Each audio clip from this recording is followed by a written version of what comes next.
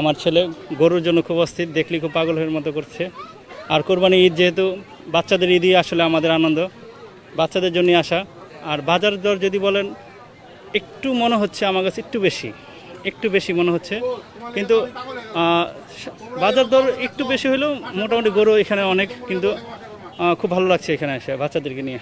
আমাদের বাজেটটা হয়েছে মানে সম্মিলিতভাবে, তো 1,40,000-এর ভিতরে হলে মোটামুটি আমরা একটা দিতে পারি আর কি। যদি এর বেশি হলে আমাদের জন্য ভেজাল হয়ে দাঁড়াবে আর কি, সমস্যা হয়ে দাঁড়াবে। তো ইনশাল্লাহ আশা করি এই বাজারের মধ্যে পাচ্ছি, কিন্তু মানে গরু চয়েজেরও একটা ব্যবসা বাড়ছে। সিপনিল প্রাণঘাতী জীবাণুদের বিরুদ্ধেও দারুণ কার্যকর। আমার মনে হয় এখন একটু ব্যাপারীরা দামটা হয়তো বেশি চাচ্ছে। আমার যেটা বাজার দৃষ্টিতে যে বিভিন্ন বাজারে ঘুরে যেটা বোঝা যাচ্ছে যে গরুর দামটা তারা বেশি চাচ্ছে, অর্থাৎ তারা দামটা ছাড়ছে না। তারা ভেবে নিচ্ছে যে আগামীকাল, পরশু দিন, তারপরের দিন, আরও 3 দিন তো মাঝখানে আছে ঈদের আগে, হয়তো আরও কাস্টমার আসবে। কাস্টমার কিন্তু সবাই এখনই গরু কিনছে না। হ্যাঁ, কেউ কিনছে, কিন্তু ম্যাসিভ আকারে যে পারচেসটা, এটা মনে হয় আগামীকাল বা তারপরের দিন হবে।